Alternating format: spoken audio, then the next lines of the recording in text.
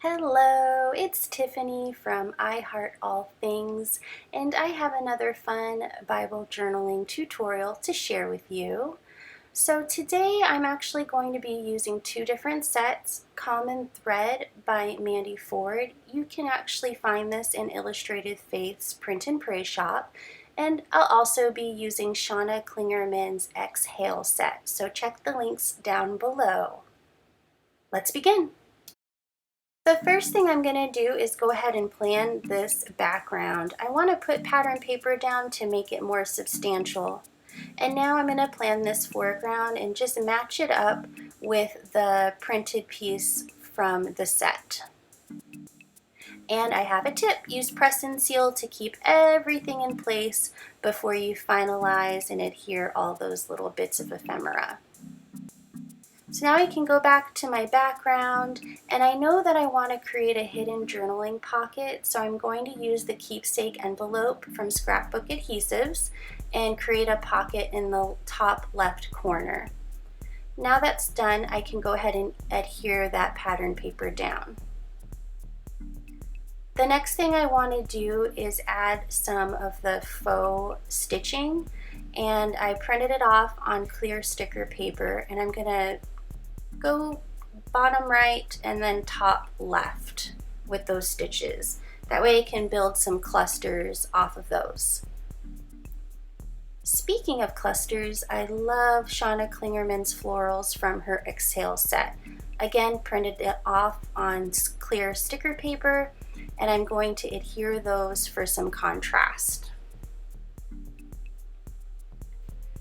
Next, I'm going to make some gelato splatter by coloring some down, adding water, and then using a fan brush to just add some splatter. Don't go too crazy because you do want to allow it some time to dry. Now I can bring back those cutouts, and they're in perfectly positioned because I used my press and seal. I am going to use some foam adhesive squares so that the titles or the words are popped up in contrast to the rest of those embroidery hoops.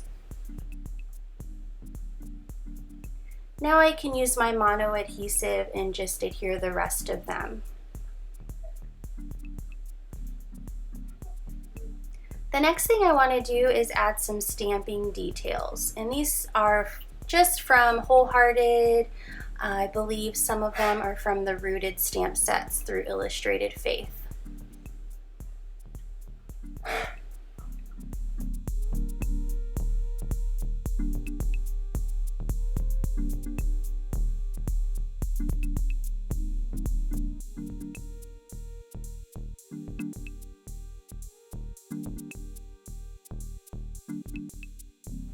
Don't forget your journaling card. This one is from Brianna Showalter.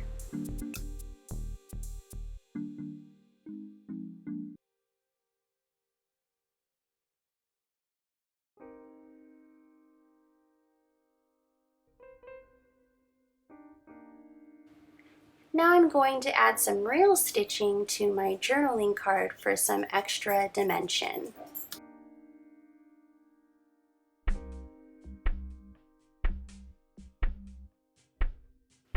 Let's go back to that main page and go ahead and add a little bit more texture with some washi tape.